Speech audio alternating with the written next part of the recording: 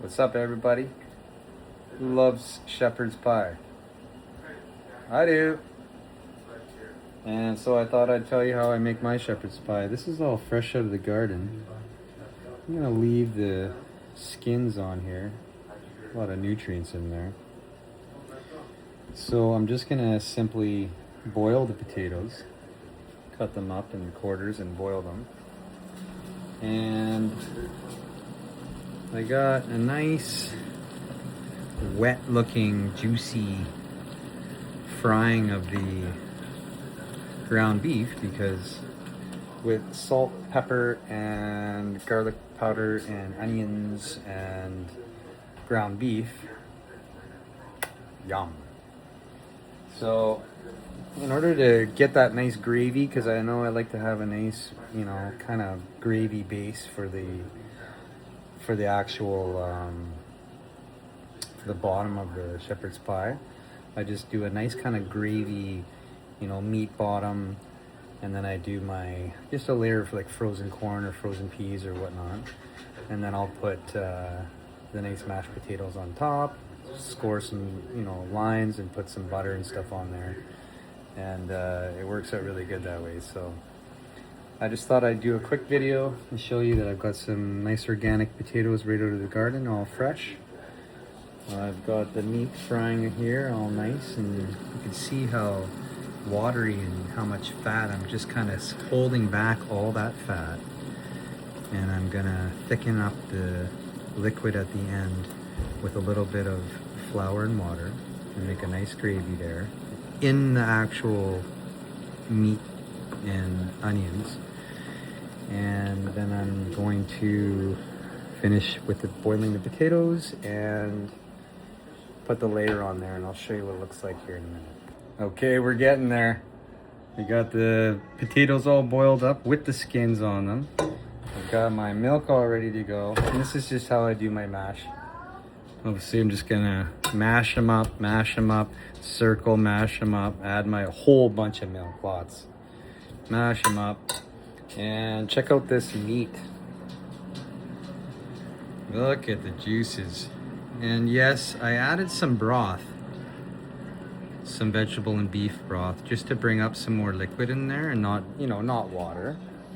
And I want as much gravy as possible. I was never able to get enough gravy in there. So that's how I like to do it now, is that I'll add a whole bunch of, liquid in there to make a nice deep gravy. I'll show you what I mean right now.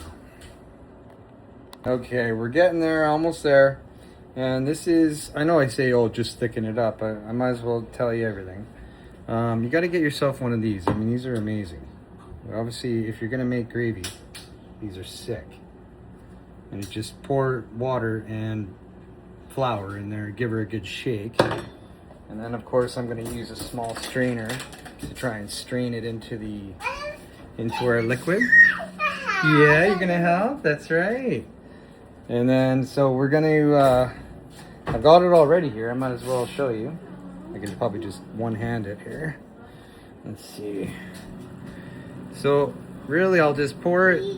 Normally I'm stirring and pouring with one hand, but I'll pour some in. And that way I don't get any of those chunks in there. Makes it nice and smooth gravy. Then I've got myself a nice little, a whisk, right? And that's the best way to kind of incorporate it. Get that spoon out of there. And that's the best way to incorporate all those liquid with the, the mixture of the meat and all that, right? And so you can make a nice gravy. You just got to kind of work the edges in. I mean, this is a pretty small pan for so much, but once you get this all together, it'll start coming out like a really nice gravy. You can kind of see what it's doing there. Bring the edges of all that fat and all those liquid and all the different juices all together. I mean, for me, this is what makes a really flavorful shepherd's pie. And I'm no shepherd, but I'm doing my best. Okay, I got all the meat in there, and I mean, that's a lot. Look at that.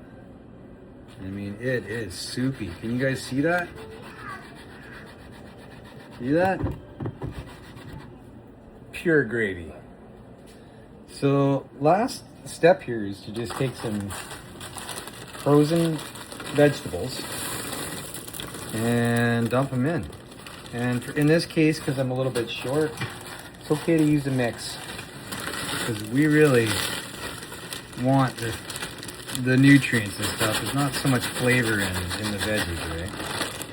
But of course, it's really hard to do one-handed. But anyways, you get the right idea. So the last thing you're going to want to do is to get yourself an actual spatula, and in order to spread the, not this part, but the actual potatoes, right? So we want to do the potatoes like this. And this is kind of just how I do mine, right? And I'm going to just rest it there. I'm going to rest it there. And I'm going to do that in all these clumps right across the whole surface of the, and not do any spreading just yet. I'm going to try and go around and just place it in nice clumps right next to itself like that. And I'll start at the edges like that, because then if I try and move the stuff around, this stuff kind of kicks on top, and you don't want that. You want a nice looking shepherd's pie. So I'll put it all on the edges and use the glass to kind of, you know, it's good that you use this kind of dish, because it's very helpful to have the glass. But I'll do it like this all the way around. And once I get it like that, obviously you can tell where I'm going with this, is that I'm going to be closing it off. And so it's just like this. And using the ones that are already stationary, locked to the edges, to just carefully clump it in, because again, it's going to want to stir and go on top, right?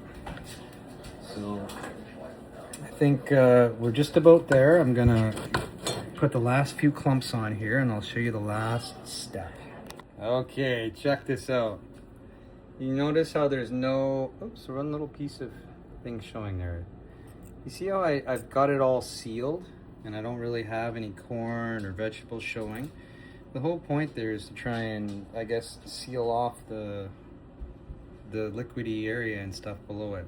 And then the final thing I like to do is to, and you can do it in lengthwise, I do it in lengthwise, is just score it. Score it with your fork so it actually looks like a beautiful,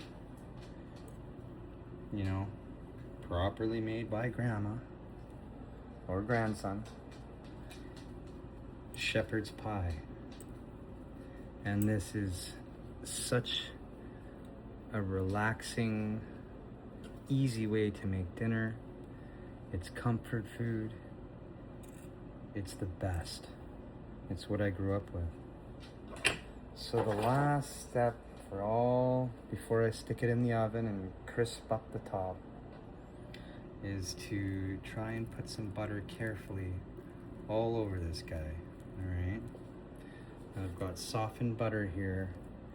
I'm just gonna give it a nice, you know, lengthwise kind of along the scores, and I'm just gonna put butter everywhere on here. Okay. So this is gonna go into the oven, and I'm gonna probably put it into a hot oven, where I've got a hot oven going first at about 375 degrees, but I'm gonna turn off the oven, stick it in there, and put it on broil. So it's got like the hot of the oven and then the broil's coming, and it's probably only gonna be in there for about 10 minutes. And that's all you need, because everything's already cooked. The frozen vegetables, you don't want them overcooked. And you want this to be nice and browned and crisped up. And it's going to be nice and buttery on top. You can add some salt and pepper if you'd like. I kind of leave it the way it is. And this is going to be a really great meal. For Volkswagens and Mark IVs and whatever, especially, right? And so I went out to see him. He was out in Maple Ridge. I drove out there. And sure enough, dude, it was the same guy, well, the same property that I bought my